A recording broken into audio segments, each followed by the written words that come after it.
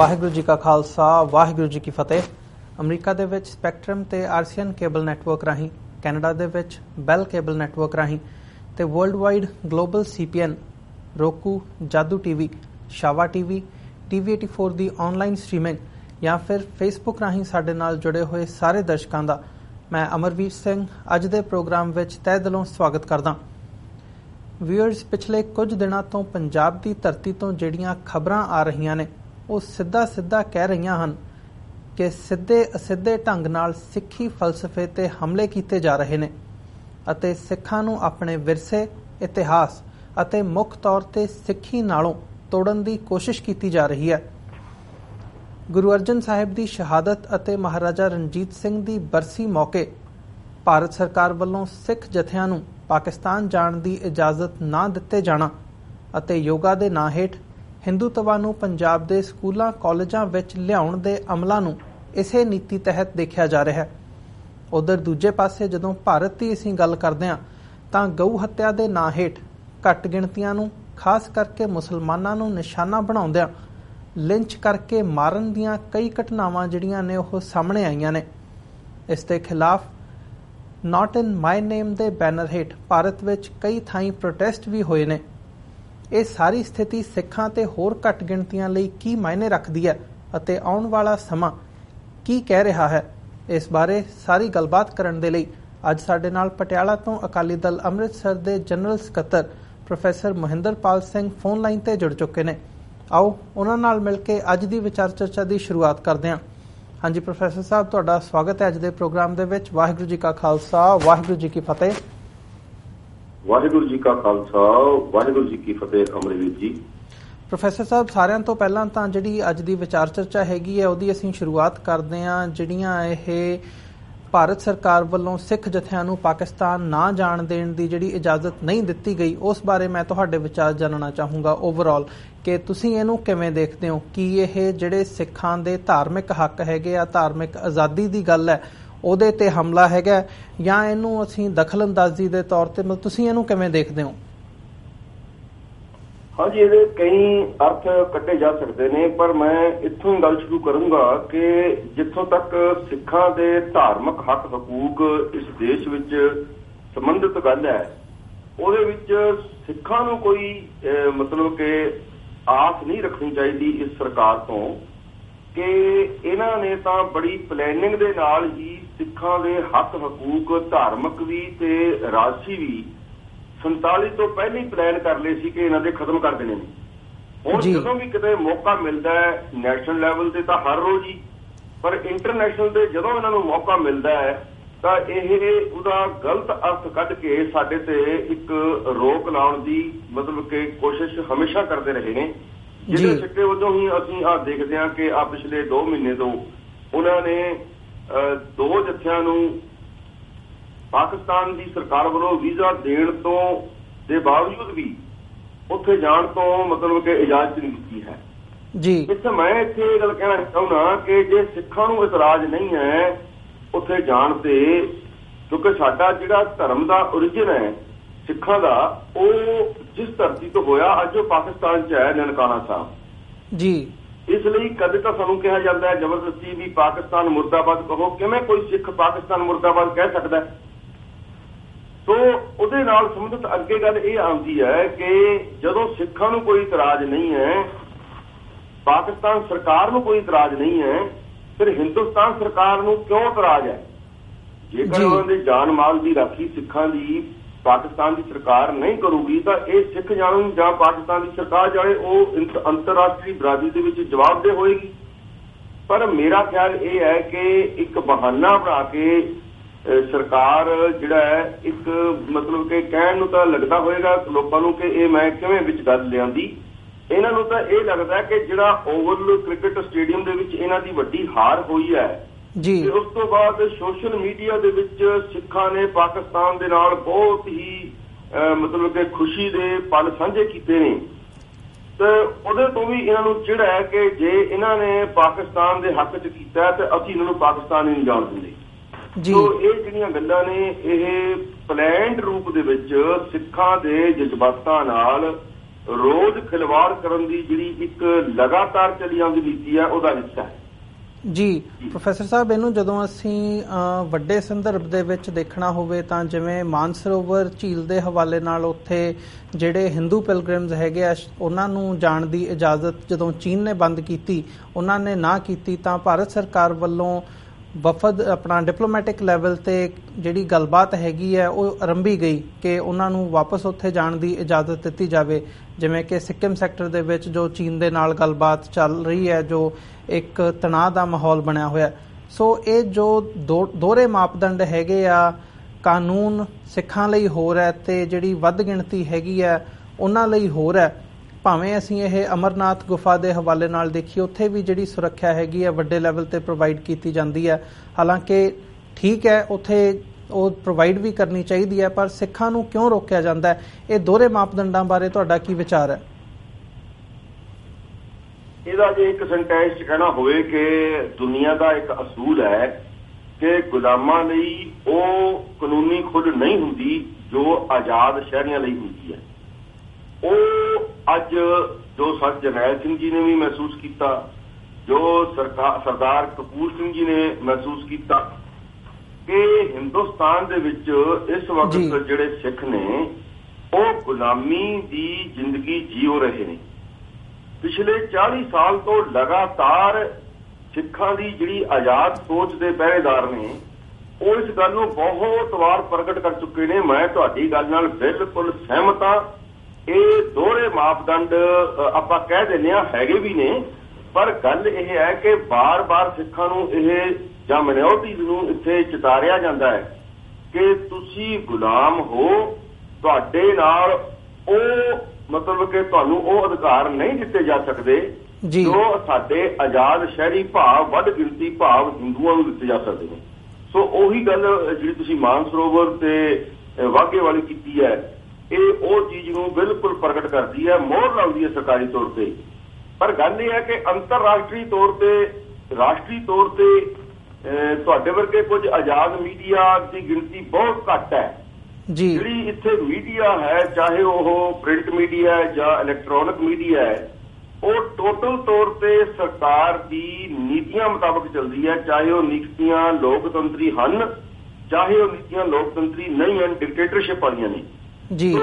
ਉਹਦੇ ਵਿੱਚੋਂ ਹੀ ਨਿਕਲਿਆ ਵੀ ਇੱਕ ਦੇਸ਼ ਨੇ ਯਾਤਰਾ ਬੰਦ ਕੀਤੀ ਤਾਂ ਡਿਪਲੋਮੈਟਿਕ ਲੈਵਲ ਤੇ ਉੱਥੇ ਗੱਲਬਾਤ ਹੋਈ ਹੈ, ਤੇ ਦੂਜੇ ਪਾਸੇ ਇੱਕ ਮਤਲਬ ਕਿ ਇਜਾਜ਼ਤ ਦੇ ਦਿੱਤੀ ਹੈ ਤੇ ਉੱਥੇ ਬਿਨਾਂ ਕਾਰਨ ਦੱਸੀ ਰੋਕ ਦਿੱਤਾ ਗਿਆ। ਸੋ ਜਿਹੜੀਆਂ ਸਿੱਖ ਧਿਰਾਂ ਹਨ, ਜਿਹੜੀਆਂ ਸੰਸਥਾਵਾਂ ਦੇ ਉੱਤੇ ਕਾਬਜ਼ ਕਹਿ ਲਓ ਜਾਂ ਪ੍ਰਬੰਧ ਚਲਾਉਂਦੀਆਂ ਨੇ, ਉਹਨਾਂ ਨੇ ਵੀ ਕੋਈ ਬਹੁਤ ਵਧੀਆ ਰੋਲ ਜਿਹੜਾ ਹੈ ਉਹ ਅਦਾ ਨਹੀਂ ਕੀਤਾ ਜੇ ਪਾਕਿਸਤਾਨ ਦੇ ਵਿੱਚ ਜੇ ਗਏ ਨੇ। ਜਿਵੇਂ ਕਿ SGPC ਜਾਂ ਹੋਰ ਸੰਤਾਂ ਦੇ ਡੇਰੇ ਜਾਂ ਸੰਸਥਾਵਾਂ, ਕਿਸੇ ਨੇ ਵੀ ਕੋਈ ਪ੍ਰੈਕਟੀਕਲ ਜਿਹੜਾ ਹੈਗਾ ਉਹ ਇਹਦਾ ਰਿਐਕਸ਼ਨ ਨਹੀਂ ਕੀਤਾ। ਜੀ ਬਿਲਕੁਲ ਪ੍ਰੋਫੈਸਰ ਸਾਹਿਬ, ਮੇਰਾ ਅਗਲਾ ਸਵਾਲ ਵੀ ਇਹੀ ਸੀਗਾ ਵੀ SGPC ਦਾ ਜੋ ਰੋਲ ਹੈਗਾ ਇਸ ਸਾਰੇ ਦੇ ਵਿੱਚ ਉਹ ਨਾ ਮੰਨਫੀ ਮਾਤਰ ਹੀ ਰਿਹਾ ਕਿ ਜਦੋਂ ਪਹਿਲਾਂ ਡਿਨਾਈ ਕੀਤਾ ਗਿਆ ਭਾਰਤ ਸਰਕਾਰ ਵੱਲੋਂ ਵੀਜ਼ਾ ਦੇਣਾ ਤੇ ਇਹ ਕਿਹਾ ਗਿਆ ਵੀ ਤੁਸੀਂ ਆਪਣੇ ਤੌਰ ਤੇ ਜਾ ਸਕਦੇ ਹੋ, ਅਸੀਂ ਨਹੀਂ ਸੁਰੱਖਿਆ ਦੀ ਗਾਰੰਟੀ ਲੈਂਦੇ, ਤਾਂ ਵੀ SGPC ਵੱਲੋਂ ਰਿਐਕਟ ਨਹੀਂ ਕੀਤਾ ਗਿਆ। ਤੇ ਜਦੋਂ ਨਿੱਜੀ ਸੰਸਥਾਵਾਂ ਵੱਲੋਂ ਵੀਜ਼ਾ ਲਗਵਾਇਆ ਗਿਆ ਤੇ ਫਿਰ ਰੋਕਿਆ ਗਿਆ ਤੇ SGPC ਦੇ ਪ੍ਰਧਾਨ ਪ੍ਰੋਫੈਸਰ ਬਡੂੰਗਰ ਦਾ ਅੱਜ ਕਈ ਦਿਨਾਂ ਬਾਅਦ ਬਿਆਨ ਆਇਆ ਹੈਗਾ। ਤੇ ਨਾਲ ਹੀ ਇਹਦੇ 'ਚ ਜਿਹੜਾ ਅਕਾਲੀ ਦਲ ਦਾ ਰੋਲ ਹੈਗਾ ਉਸ ਬਾਰੇ ਵੀ ਮੈਂ ਤੁਹਾਡੇ ਕੋਲੋਂ ਜਾਣਨਾ ਚਾਹੂੰਗਾ ਕਿ ਇਸ ਸੈਂਸਿਟਿਵ ਮੁੱਦੇ ਤੇ ਜਦੋਂ ਸਿੱਖਾਂ ਦੀ ਧਾਰਮਿਕ ਆਜ਼ਾਦੀ ਤੇ ਸਿੱਧਾ ਇੱਕ ਹਮਲਾ ਕਿਹਾ ਜਾ ਸਕਦਾ ਹੈ ਇਸ ਗੱਲ ਨੂੰ, ਤੇ ਸੁਖਬੀਰ ਬਾਦਲ ਜਾਂ ਅਕਾਲੀ ਜਿਹੜੇ ਲੀਡਰ ਹੈਗੇ ਆ ਪੰਜਾਬ ਦੀ ਧਰਤੀ ਤੇ ਜਿਹੜੀ ਕਾਬਜ਼ ਧਿਰ ਸੀ, ਉਹ ਅੱਜ ਕਿਉਂ ਚੁੱਪ ਹੈ? ਜਿੱਥੋਂ ਤੱਕ ਬਾਦਲਾਂ ਦਾ ਤੁਸੀਂ ਸਵਾਲ ਉਠਾਇਆ ਹੈ, ਇਹ ਤਾਂ ਜੇ 10 ਸਾਲ ਦਾ ਇਹਨਾਂ ਦਾ ਕਾਰਜਕਾਲ ਜਿਹੜਾ ਹੁਣ ਬੀਤਿਆ, ਵੈਸੇ ਤਾਂ ਪਿਛਲੇ 78 ਦਾ ਜਿਹੜਾ ਨਿਰੰਕਾਰੀ ਕਾਂਡ ਹੋਇਆ ਸੀ ਉਸ ਵਕਤ ਵੀ ਮਤਲਬ ਕਿ ਬਾਦਲ ਹੀ ਚੀਫ ਮਿਨਿਸਟਰ ਸੀ। ਜੇ ਉਸ ਦਿਨ ਤੋਂ ਕਰੋ, ਕਦੇ ਫਿਰ ਡਿਬੇਟ ਦੇ ਵਿੱਚ ਲੈ ਕੇ ਆਵਾਂਗੇ ਪੂਰੀ ਗੱਲ, ਤਾਂ ਬਾਦਲ ਦਾ ਤਾਂ ਜਿਹੜਾ ਰੋਲ ਰਿਹਾ ਸਿੱਖੀ ਪ੍ਰਤੀ ਉਹ ਹਮੇਸ਼ਾ ਹੀ ਨਾਵਾਚਕ ਰਿਹਾ। ਤੇ ਇੱਥੋਂ ਤੱਕ ਕਿ ਉਹ ਉਹਨਾਂ ਹੱਥਕੰਡਿਆਂ, ਉਹਨਾਂ ਮਤਲਬ ਕਿ ਕੁਹਾੜਿਆਂ ਦਾ ਦਸਤਾ ਹੀ ਬਣਦਾ ਰਿਹਾ, ਜਿਹੜੇ ਕੁਹਾੜੇ ਜਿਹੜੇ ਨੇ ਹਮੇਸ਼ਾ ਸਿੱਖੀ ਨੂੰ ਖਤਮ ਕਰਨ ਦੇ ਉੱਤੇ ਯੋਜਨਾਬੱਧ ਤਰੀਕੇ ਨਾਲ ਚੱਲ ਰਹੇ ਨੇ, ਭਾਵੇਂ ਉਹ ਕਾਂਗਰਸ ਰਾਹੀਂ ਚੱਲਦੇ ਹੋਣ, ਚਾਹੇ ਉਹ ਭਾਜਪਾ ਰਾਹੀਂ ਚੱਲਦੇ ਹੋਣ ਜਾਂ ਕਿਸੇ ਹੋਰ ਰਾਹੀਂ ਚੱਲਦੇ ਹੋਣ। ਸੋ ਬਾਦਲਾਂ ਦੀ ਗੱਲ ਤਾਂ ਮੈਂ ਬਹੁਤੀ ਨਹੀਂ ਕਰਦਾ। ਪਿਛਲੇ 10 ਸਾਲ ਦਾ ਕਾਰਜਕਾਲ ਜਿੱਥੇ ਗੁਰੂ ਗ੍ਰੰਥ ਸਾਹਿਬ ਜੀ ਦੀਆਂ ਬੇਅਦਬੀਆਂ ਹੋਈਆਂ, ਜਿੱਥੇ ਬਾਈਬਲ ਦੇ ਬੱਚੇ ਸ਼ਹੀਦ ਹੋ ਗਏ, ਕੋਈ ਵੀ ਇਫੈਕਟਿਵ ਗੱਲ ਇਹਨਾਂ ਨੇ ਨਹੀਂ ਕੀਤੀ। ਸੋ ਉਹਨਾਂ ਤੋਂ ਇਹ ਆਸ ਨਹੀਂ ਕੀਤੀ ਜਾ ਸਕਦੀ ਕਿ ਉਹ ਸਿੱਖਾਂ ਦੀ ਕੋਈ ਵੀ ਗੱਲ ਜਿਹੜੀ ਹੈ ਰਾਸ਼ਟਰੀ ਜਾਂ ਅੰਤਰਰਾਸ਼ਟਰੀ ਪੱਧਰ ਤੇ ਉਸ ਤਰ੍ਹਾਂ ਉਠਾਉਣਗੇ ਜਿਸ ਦੇ ਨਾਲ ਸਿੱਖਾਂ ਦੀ ਡਿਗਨਿਟੀ ਨੂੰ ਕੋਈ ਮਤਲਬ ਕਿ ਇਮੇਜ ਵਧਾਉਣ ਵਿੱਚ ਫਾਇਦਾ ਹੋ ਸਕੇ ਜੀ। ਪਰ ਦੂਜੇ ਪਾਸੇ ਜਿਹੜੀ ਐਸਜੀਪੀਸੀ ਹੈ ਉਹ ਕਿਉਂਕਿ ਸਿੱਧੇ ਰੂਪ ਦੇ ਵਿੱਚ ਸਾਡੇ ਧਾਰਮਿਕ ਕੰਮਕਾਜ ਦੇ ਵਿੱਚ ਦਖਲ ਅੰਦਾਜ਼ੀ ਕਰਨ ਦਾ ਉਹਨੂੰ ਹੱਕ ਹੈਗਾ। ਉਹਦੇ ਤੇ ਪਿਛਲੇ ਦਿਨਾਂ ਦੀ ਜੇ ਮੈਂ ਉਦਾਹਰਨ ਦੇਵਾਂ ਤਾਂ ਕੋਈ ਬਾਦਲ ਪਾਰਟੀ ਦਾ ਪ੍ਰੋਗਰਾਮ ਹੋਣ ਦੇ ਉੱਤੇ ਉਹਨਾਂ ਨੇ ਬੜੀ ਵੱਡੀ ਪੱਧਰ ਤੇ ਧਰਨਿਆਂ ਦੇ ਵਿੱਚ ਸ਼ਿਰਕਤ ਕੀਤੀ ਹੈ ਜੀ। ਸਰਦਾਰ ਕਿਰਪਾਲ ਸਿੰਘ ਬਡੂੰਗਰ ਸਮੇਤ ਕੁਝ ਮੈਂਬਰਾਂ ਨੇ ਐਸਜੀਪੀਸੀ ਦੇ ਨੇ।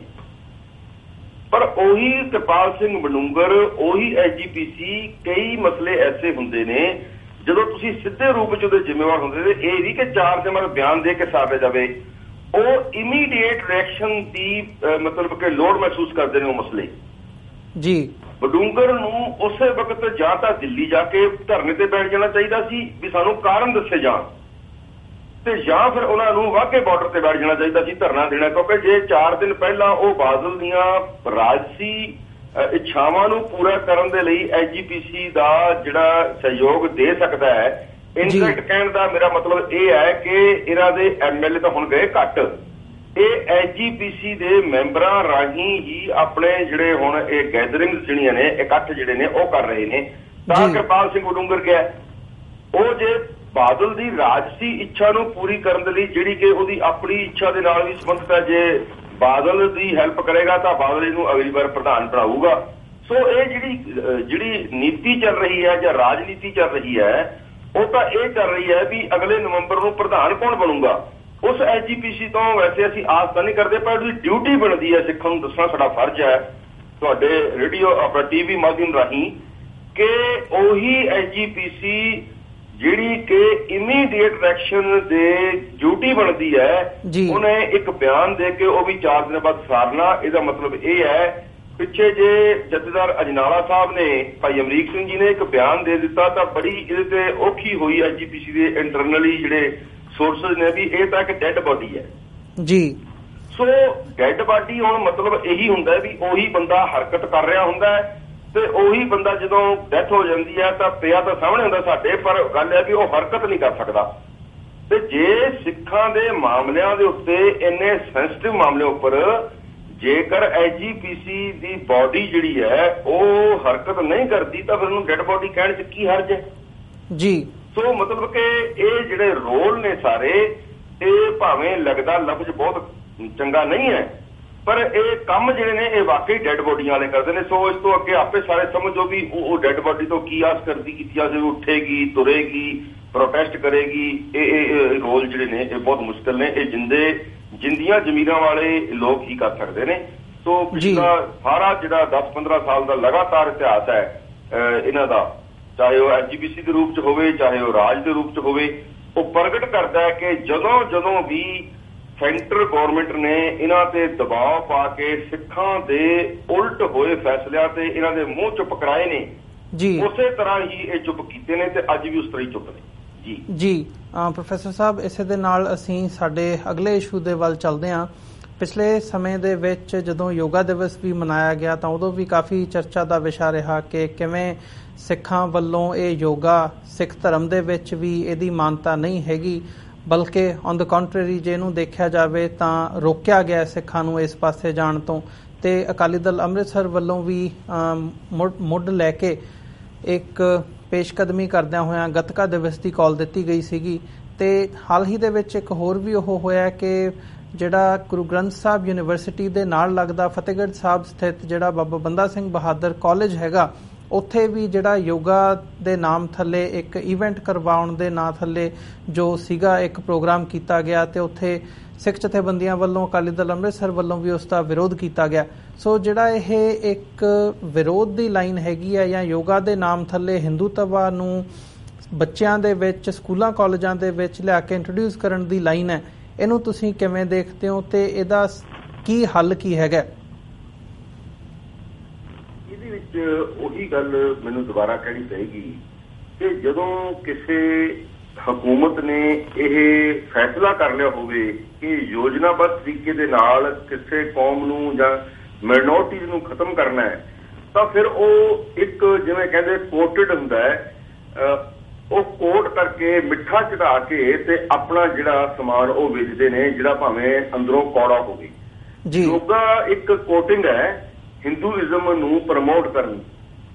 ਸੋ ਇਹ ਤਾਂ ਦੁਨੀਆ ਭਰ ਦੀ ਸੱਚਾਈ ਹੈ ਕਿ ਜਦੋਂ ਵੀ ਤੁਸੀਂ ਕੋਈ ਆਪਣੀ ਨੀਤੀ ਨੂੰ ਕਿਸੇ ਸਮਾਜ ਦੇ ਵਿੱਚ ਲਾਗੂ ਕਰਨਾ ਹੈ ਤਾਂ ਤੁਸੀਂ ਚੇਤਨ ਲੋਕਾਂ ਨੂੰ ਜੇ ਆਪਣੇ ਵੱਲ ਕਰ ਲੈਂਦੇ ਹੋ, ਭਾਵ ਸਟੂਡੈਂਟਸ ਨੂੰ, ਇੰਜੀਨੀਅਰਸ ਨੂੰ, ਡਾਕਟਰਸ ਨੂੰ, ਪ੍ਰੋਫੈਸਰਸ ਨੂੰ, ਲਾਇਰਸ ਨੂੰ, ਇਹਨਾਂ ਨੂੰ ਜੇ ਤੁਸੀਂ ਆਪਣੇ ਵੱਲ ਕਰ ਲੈਂਦੇ ਹੋ ਤਾਂ ਸਮਾਜ ਦਾ ਵੱਡਾ ਹਿੱਸਾ ਤੁਹਾਡੇ ਵੱਲ ਆ ਜਾਂਦਾ ਹੈ। ਜਿਹੜਾ ਤੁਹਾਡਾ ਇਹ ਸਵਾਲ ਹੈ ਕਿ ਇਹ ਕਾਲਜਾਂ ਤੇ ਯੂਨੀਵਰਸਿਟੀਆਂ 'ਚ ਕਿਉਂ ਪ੍ਰਮੋਟ ਕੀਤਾ ਜਾ ਰਿਹਾ, ਇਹਦਾ ਕਾਰਨ ਇਹ ਹੈ ਕਿ ਉਹ ਸਮਾਜ ਦੀ ਤਾਸੀਰ ਬਦਲਣਾ ਚਾਹੁੰਦੇ ਨੇ। ਉਹ ਸਮਾਜ ਨੂੰ ਕਿਸੇ ਹੋਰ ਵੇ ਆਫ ਲਾਈਫ ਨਾਲ ਨਹੀਂ ਬਲਕਿ ਹਿੰਦੂ ਵੇ ਆਫ ਲਾਈਫ ਨਾਲ ਜਿਉਣ ਲਈ ਮਜਬੂਰ ਕਰਨਾ ਚਾਹੁੰਦੇ ਨੇ। ਸੋ ਜਿਹੜਾ ਤੁਸੀਂ ਇਹ ਬਾਬਾ ਬੰਦਾ ਸਿੰਘ ਬਹਾਦਰ ਕਾਲਜ ਦੇ ਵਿੱਚ ਈਵੈਂਟ ਕਰਵਾਇਆ ਗਿਆ ਉਹਦੀ ਗੱਲ ਕੀਤੀ ਹੈ, ਮੈਂ ਇੱਥੇ ਇਹ ਚੇਤੇ ਕਰਨਾ ਚਾਹੁੰਦਾ ਕਿ ਅਸੀਂ ਕਿਰਪਾਲ ਸਿੰਘ ਜੀ ਬਡੂੰਗਰ ਨੂੰ ਮਿਲ ਕੇ ਵੀ ਤੇ ਪ੍ਰਧਾਨ ਸਾਹਿਬ ਨੇ ਬਿਆਨ ਵੀ ਦਿੱਤਾ ਸੀ ਸਿਮਰਜੀਤ ਸਿੰਘ ਮਾਨ ਨੇ ਕਿ ਘੱਟੋ ਘੱਟ SGPC ਦੇ ਅੰਡਰ ਚੱਲਦੇ ਵਿਦਿਅਕ ਅਦਾਰਿਆਂ ਦੇ ਵਿੱਚ ਯੋਗਾ ਦਾ ਕੋਈ ਪ੍ਰੋਗਰਾਮ ਨਹੀਂ ਹੋਣਾ ਚਾਹੀਦਾ, ਕਿਉਂਕਿ ਇਹ ਕੋਟਡ ਹਿੰਦੂ ਫਿਲਾਸਫੀ ਨੂੰ ਪ੍ਰਮੋਟ ਕਰਦਾ ਹੈ ਜੀ। ਸੋ ਜਿਹੜਾ ਪਿਛਲੇ ਸਾਲ ਯੋਗਾ ਸ਼ੁਰੂ ਹੋਇਆ ਹੈ, ਪਿਛਲੇ ਸਾਲ ਵੀ ਗੁਰੂ ਗ੍ਰੰਥ ਸਾਹਿਬ ਜਿਹੜੀ ਯੂਨੀਵਰਸਿਟੀ ਫਤਿਹਗੜ੍ਹ ਸਾਹਿਬ ਹੈ ਉੱਥੇ ਯੋਗਾ ਦਾ ਈਵੈਂਟ ਕਰਵਾਇਆ ਗਿਆ ਸੀ। ਸਾਡੀ ਪਾਰਟੀ ਨੂੰ ਨੇ ਜਦੋਂ ਇਹਦਾ ਪ੍ਰੋਟੈਸਟ ਕੀਤਾ ਤਾਂ ਉੱਥੋਂ ਦੇ ਵਾਈਸ ਚਾਂਸਲਰ ਸਰਦਾਰ ਗੁਰਮੋਹਨ ਸਿੰਘ ਜੀ ਵਾਲੀਆ ਆਪ ਖੁਦ ਆ ਕੇ ਸਿਮਰਜੀਤ ਸਿੰਘ ਮਾਨ ਕੋਲ ਇਸ ਗੱਲ ਦੀ ਮਾਫੀ ਮੰਗ ਕੇ ਕਹਿ ਕੇ ਗਏ ਸੀ ਕਿ ਅੱਗੇ ਤੋਂ ਅਸੀਂ ਅਜਿਹਾ ਕੁਝ ਵੀ ਨਹੀਂ ਕਰਾਂਗੇ। ਸਾਨੂੰ ਮਾਫੀ ਮੰਗਣ ਨਾਲ ਸਰੋਕਾਰ ਨਹੀਂ, ਸਾਨੂੰ ਇਸ ਚੀਜ਼ ਨਾਲ ਸਰੋਕਾਰ ਹੈ ਕਿ ਜੇ ਇਹ ਲੋਕ ਸਮਝ ਜਾਣ ਤੇ ਸਿੱਖਾਂ ਦੀਆਂ ਭਾਵਨਾਵਾਂ ਤੇ ਡਿਗਨਿਟੀ ਦੇ ਜਿਹੜਾ ਅਡਰਾ ਕਲਚਰ ਹੈ ਉਹ ਜਿੰਦਾ ਰਹਿ ਸਕਦਾ ਹੈ। ਪਰ ਤੁਸੀਂ ਜਿਵੇਂ ਦੱਸਿਆ, ਕੱਲ ਹੀ ਸਾਡੀ ਪਾਰਟੀ ਨੇ ਬੜਾ ਵੱਡਾ ਇੱਕ ਪ੍ਰੋਟੈਸਟ ਸਾਡੇ ਯੂਥ ਦੇ ਸਰਦਾਰ ਰਣਦੇਵ ਸਿੰਘ ਦੇਬੀ ਤੇ ਹੋਰ ਸਾਰੇ ਸਿੰਘਾਂ ਨੇ ਪ੍ਰੋਟੈਸਟ ਕੀਤਾ ਬੰਦਾ ਸਿੰਘ ਬਹਾਦਰ ਕਾਲਜ ਦੇ ਬਾਹਰ। ਇਹ ਕੇਵਲ ਅਸੀਂ ਇਹੀ ਦੱਸਣਾ ਚਾਹੁੰਦੇ ਹਾਂ ਕਿ ਸਾਰੀ ਸਿੱਖ ਕੌਮ ਮਰੀ ਨਹੀਂ ਹੈ, ਕੁਝ ਨਾ ਕੁਝ ਕੋਈ ਹਰਿਆ ਬੋਟ ਰਹੋ ਰੀ। ਇਹ ਇੱਕ ਜਿਹੜਾ ਲਫ਼ਜ਼ ਹੈ, ਇਹ ਤੁਕ ਹੈ ਬਾਣੀ ਦੀ, ਉਹਦੇ ਦੇ ਮੁਤਾਬਕ ਵੀ ਹਜੇ ਸੋਚ ਜਿੰਦਾ ਹੈ ਜਿਹੜੀ ਸਾਡੀ ਨਾਨਕ ਸਾਹਿਬ ਗੁਰੂ ਨਾਨਕ ਸਾਹਿਬ ਨੇ ਕਿਹਾ ਨਾ ਹਮ ਹਿੰਦੂ ਨਾ ਮੁਸਲਮਾਨ। ਉਸ ਲੈਂਡ ਤੇ ਚਲਦਿਆਂ ਅੱਗੇ ਭਾਈ ਗੁਰਦਾਸ ਜੀ ਨੇ ਕਿਹਾ ਸ਼ਬਦ ਜਿੱਤੀ ਸਿੱਧ ਮੰਡਲੀ ਕੀਤੋ ਆਪਣਾ ਪੰਥ ਨਿਰਾਲਾ।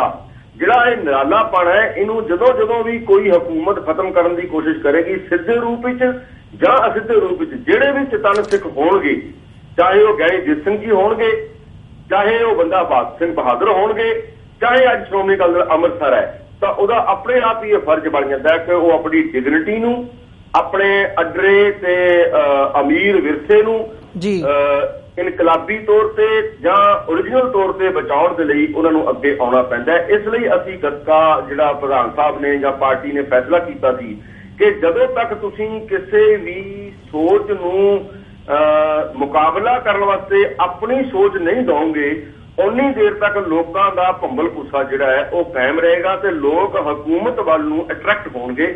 ਸੋ ਅਸੀਂ ਆਪਣੀ ਕੌਮ ਦੀ ਅਡਰੀ ਹਸਤੀ ਤੇ ਵਿਰਾਸਤਾਂ ਨੂੰ, ਹੈਰੀਟੇਜ ਨੂੰ ਜਿੰਦਾ ਰੱਖਣ ਦੇ ਲਈ ਗੱਤਕੇ ਦਾ ਜਿਹੜਾ ਕਾਲ ਦਿੱਤੀ ਸੀ। ਤੇ ਪੰਜਾਬ ਦੇ ਵਿੱਚ, ਸਾਰੇ ਸੰਸਾਰ ਦੇ ਵਿੱਚ, ਮੈਂ ਪੰਜਾਬ ਇਕੱਲਾ ਨਹੀਂ ਕਹਿੰਦਾ ਕਿਉਂਕਿ ਸੋਸ਼ਲ ਮੀਡੀਆ ਰਾਹੀਂ ਮੈਂ ਦੇਖਿਆ, ਤੁਸੀਂ ਵੀ ਦੇਖਿਆ ਹੋਊਗਾ ਸ਼ਾਇਦ, ਕਿ ਸਾਰੇ ਸੰਸਾਰ ਦੇ ਵਿੱਚ ਸਿਮਰਨਜੀਤ ਸਿੰਘ ਮਾਨ ਤੇ ਉਹਨਾਂ ਦੀ ਪਾਰਟੀ ਦੇ ਸੱਦੇ ਨੂੰ ਜਿੰਨਾ ਵੱਡਾ ਹੁਲਾਰਾ ਮਿਲਿਆ ਉਹ ਅਸੀਂ ਧੰਨਵਾਦ ਵੀ ਕਰਦੇ ਹਾਂ ਤੇ ਅਸੀਂ ਸਾਰਿਆਂ ਨੂੰ ਬੇਨਤੀ ਵੀ ਕਰਦੇ ਹਾਂ ਕਿ 21 ਜੂਨ ਨੂੰ ਸਿੱਧੇ ਰੂਪ ਦੇ ਵਿੱਚ ਗੱਤਕਾ ਦਿਵਸ ਸੰਸਾਰ ਭਰ ਦਾ ਸਿੱਖ ਮਨਾਵੇ, ਤਾਂ ਜੋ ਸਾਡੀ ਜਿਹੜੀ ਹੈਰੀਟੇਜ ਹੈ ਉਹ ਸਾਡੇ ਬੱਚਿਆਂ ਤੱਕ ਐਜ਼ ਇਟ ਇਜ਼ ਪਹੁੰਚਦੀ ਰਹੇ। ਕਿਸੇ ਹੋਰ ਸੋਚ ਦਾ ਸਿੱਧੇ ਜਾਂ ਅਸਿੱਧੇ ਜਾਂ ਹਕੂਮਤੀ ਜਾਂ ਲਾਲਚ ਦੇ ਕੇ ਜਿਹੜਾ ਇਹ ਕੀਤਾ ਜਾ ਰਿਹਾ ਹੈ ਉਹਦਾ ਪ੍ਰਭਾਵ ਨਾ ਹੋਵੇ।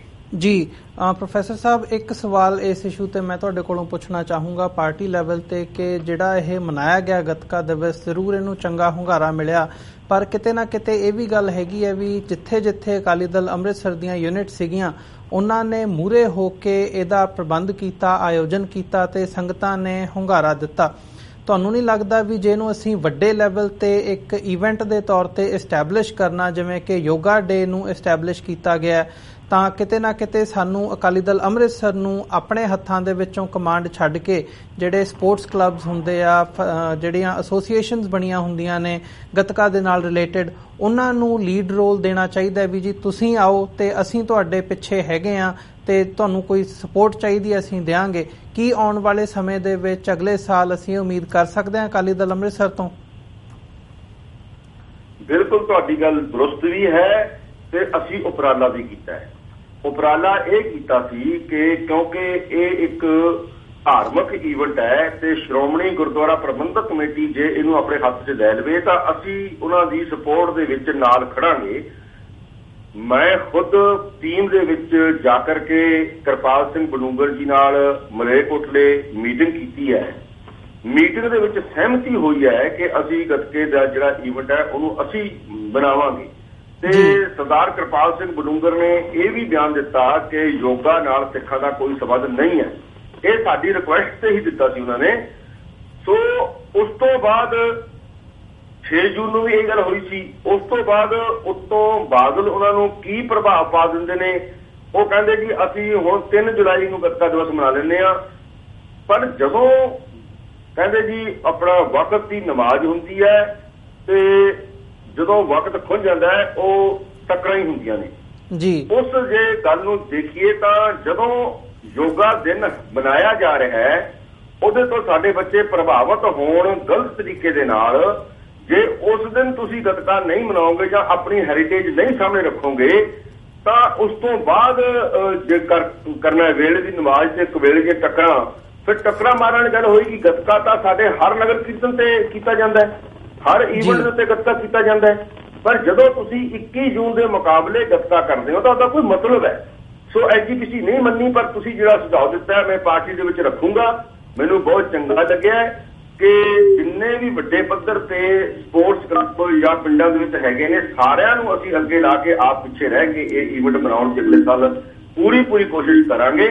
ਮੈਂ ਇੱਥੇ ਇਹ ਜ਼ਰੂਰ ਕਹਿਣਾ ਚਾਹੁੰਦਾ ਕਿ ਜਦੋਂ ਕੋਈ ਗੱਲ ਸ਼ੁਰੂ ਕੀਤੀ ਜਾਂਦੀ ਹੈ ਉਹਦੇ ਵਿੱਚ ਕਈ ਤਰ੍ਹਾਂ ਦੀਆਂ ਸੋਧਾਂ ਜਿਹੜੀਆਂ ਨੇ ਉਹ ਹੋ ਸਕਦੀਆਂ ਨੇ, ਪਰ ਸ਼ੁਰੂ ਕਰਨਾ ਜਿਹੜਾ ਹੈ ਉਹ ਇੱਕ ਵੱਡੀ ਗੱਲ ਹੁੰਦੀ ਹੈ। ਜੀ ਬਿਲਕੁਲ ਲੋੜ ਹੁੰਦੀ ਹੈ। ਜਿਵੇਂ ਅਸੀਂ ਸੰਤ ਜਰਨੈਲ ਸਿੰਘ ਜੀ ਦਾ ਜਨਮ ਦਿਨ ਮਨਾਉਣਾ 1998 ਸ਼ੁਰੂ ਕੀਤਾ, ਪਹਿਲੇ 4-5 ਸਾਲ ਤਾਂ ਸਾਡੀ ਗਿਣਤੀ ਘੱਟ ਸੀ ਤੇ ਪੁਲਿਸ ਦੀ ਗਿਣਤੀ ਜ਼ਿਆਦਾ ਸੀ। ਪਰ ਅੱਜ ਸਾਰੇ ਸੰਸਾਰ ਦੇ ਵਿੱਚ 12 ਫਰਵਰੀ ਕਿਸੇ ਨੂੰ ਪੁੱਛ ਲਓ, ਭਾਵੇਂ ਸੰਤਾਂ ਦਾ ਜਨਮ ਦਿਨ ਕਈ ਲੋਕ ਕਹਿੰਦੇ ਨੇ ਕਿ 1 ਜੂਨ ਨੂੰ ਹੈ, ਪਰ ਜਿਹੜੀ ਗੱਲ ਮਾਨਤਾ ਇੱਕ ਕੋਸ਼ਿਸ਼ ਕਰਕੇ ਹੋ ਗਈ ਹੈ। ਅੱਜ ਪਿੰਡਾਂ ਸ਼ਹਿਰਾਂ ਵਿੱਚ ਲੋਕ ਕੋਈ 12 ਫਰਵਰੀ ਤੋਂ ਪਹਿਲਾਂ ਕੋਈ ਬਾਅਦ ਉਹਨਾਂ ਦੇ ਜਨਮ ਦਿਨ ਮਨਾਈ ਜਾ ਰਹੇ ਜੀ। ਸੋ ਇਹ ਗੱਲ ਇੱਕ ਕਲਚਰ ਬਣ ਗਿਆ, ਇੱਕ ਦਿਨ ਬਣ ਗਿਆ। ਉੱਥੇ ਲੱਖਾਂ ਲੋਕ ਇਕੱਠੇ ਹੋਣ ਲੱਗ ਗਏ ਫਤਿਹਗੜ੍ਹ ਸਾਹਿਬ। ਘੱਟੋ ਘੱਟ 1998 ਤੋਂ ਪਹਿਲਾਂ ਤਾਂ ਨਹੀਂ ਸੀ ਆਉਂਦੇ ਨਾ ਜੀ। 17-18 ਸਾਲ ਦੇ ਵਿੱਚ 20 ਸਾਲ ਦੇ ਵਿੱਚ ਹੋ ਗਿਆ। ਸੋ ਆਸ ਕਰਦੇ ਹਾਂ ਕਿ ਜਿਹੜਾ ਗੱਤਕੇ ਦੀ ਸਾਡੀ ਹੈਰੀਟੇਜ ਹੈ ਉਹ ਵੀ ਇੰਨੀ ਜ਼ਿਆਦਾ ਅੱਗੇ ਪ੍ਰਮੋਟ ਹੋ ਜੂਗੀ। ਅਸੀਂ ਤੁਹਾਡੇ ਵਾਲਾ ਸੁਝਾਅ ਜਿਹੜਾ ਮੈਂ ਸਿੱਧਾ ਇਸੇ ਤਰ੍ਹਾਂ ਹੀ ਪਾਰਟੀ ਦੇ ਪਲੇਟਫਾਰਮ ਤੇ ਰੱਖੂੰਗਾ ਤੇ ਮੈਨੂੰ ਪੂਰੀ ਆਸ ਹੈ ਕਿ ਪਾਰਟੀ ਇਸ ਨੂੰ ਸਵੀਕਾਰ ਕਰ ਲੇਗੀ। ਤੁਹਾਡਾ ਧੰਨਵਾਦ ਵੀ ਕਰਦਾ ਜੀ। ਪ੍ਰੋਫੈਸਰ ਸਾਹਿਬ ਤੁਹਾਡਾ ਵੀ ਬਹੁਤ ਧੰਨਵਾਦ। ਹਾਲਾਂਕਿ ਮੈਂ ਸਵਾਲ ਕੁਝ ਹੋਰ ਵੀ ਲਾਈਨ ਅਪ ਕੀਤੇ ਹੋਏ ਸੀ ਪਰ ਸਾਡਾ ਜਿਹੜਾ ਸਮਾਂ ਹੈਗਾ ਉਹ ਇਜਾਜ਼ਤ ਨਹੀਂ ਦੇ ਰਿਹਾ। ਆਉਣ ਵਾਲੇ ਦਿਨਾਂ ਦੇ ਵਿੱਚ ਜ਼ਰੂਰ ਦੇਖਾਂਗੇ ਕਿ ਕੁਝ ਹੋਰ ਇਸ਼ੂਜ਼ ਤੇ ਤੁਹਾਡੇ ਨਾਲ ਵਿਚਾਰਾਂ ਦੀ ਸਾਂਝ ਪਾ ਸਕੀਏ। ਅੱਜ ਦੇ ਲਈ ਮੈਂ ਤੁਹਾਡੇ ਕੋਲੋਂ ਇੱਥੇ ਹੀ ਇਜਾਜ਼ਤ ਚਾਹੂੰਗਾ। ਤੁਸੀਂ ਸਮਾਂ ਕੱਢਿਆ, ਵਿਚਾਰਾਂ ਦੀ ਸਾਂਝ ਪਾਈ, ਇਸ ਲਈ ਤੁਹਾਡਾ ਬਹੁਤ ਧੰਨਵਾਦ ਜੀ। ਵਾਹਿਗੁਰੂ ਜੀ ਕਾ ਖਾਲਸਾ, ਵਾਹਿਗੁਰੂ ਜੀ ਕੀ ਫਤਿਹ। ਮੈਂ TV 84 ਅਮਰਵੀਰ ਸਿੰਘ ਜੀ ਦਾ ਤੇ ਸਾਰੀ ਸੰਗਤ ਦਾ ਰਿਣੀ ਹੁੰਦਾ ਹੋਇਆ ਫਤਿਹ ਅਰਜ਼ ਕਰਦਾ। ਵਾਹਿਗੁਰੂ ਜੀ ਕਾ ਖਾਲਸਾ, ਵਾਹਿਗੁਰੂ ਜੀ ਕੀ ਫਤਿਹ। ਵੀਅਰਸ, ਜਾਂਦੇ ਮੈਂ ਤੁਹਾਡੇ ਚਰਨਾਂ ਦੇ ਵਿੱਚ ਬੇਨਤੀ ਵੀ ਕਰਦਿਆਂ ਕਿ TV 84 ਨੂੰ ਅੱਗੇ ਵਧਾਉਣ ਦੇ ਲਈ, ਚੱਲਦਾ ਰੱਖਣ ਦੇ ਲਈ ਸਾਨੂੰ ਤੁਹਾਡੀ ਸਹਾਇਤਾ ਦੀ ਲੋੜ ਹੈਗੀ ਹੈ। TV 84 ਨੂੰ ਡੋਨੇਟ ਕਰਨ ਲਈ ਤੁਸੀਂ ਸਾਡੀ ਵੈਬਸਾਈਟ www.tv84.tv ਤੇ ਜਾ ਕੇ ਸਾਨੂੰ ਡੋਨੇਟ ਕਰ ਸਕਦੇ ਹੋ ਤੇ ਮੰਥਲੀ ਡੋਨੇਸ਼ਨਸ ਦੇ ਲਈ ਪਲੈਜ ਕਰ ਸਕਦੇ ਹੋ। ਜੇ ਚੈੱਕ ਰਾਹੀਂ ਡੋਨੇਟ ਕਰਨਾ ਚਾਹੁੰਦੇ ਹੋ ਤਾਂ TV 84 ਦੇ ਨਾਮ ਦਾ ਚੈੱਕ ਬਣਾ ਕੇ ਤੁਸੀਂ ਸਾਨੂੰ ਸਾਡੇ ਐਡਰੈਸ ਤੇ ਭੇਜ ਸਕਦੇ ਹੋ। ਐਡਰੈਸ ਹੈਗਾ 3601 37th avenue, Long Island City, New York. Zip code ਹੈ 11101। ਜੇ ਫੋਨ ਰਾਹੀਂ ਸੰਪਰਕ ਕਰਨਾ ਚਾਹੁੰਦੇ ਹੋ ਤਾਂ ਨੰਬਰ ਹੈਗਾ 516-406 0694। एक बार मैं वैबसाइट दोबारा रिपीट कर दियाँ www.tv84.tv। इसे दे नाल असीं अज दा शो इत्थे ही समाप्त करते हैं। अगले हफ्ते तुहाडे नाल फिर मुलाकात होवेगी। इजाजत दिओ जी। वाहिगुरू जी का खालसा, वाहिगुरू जी की फतेह।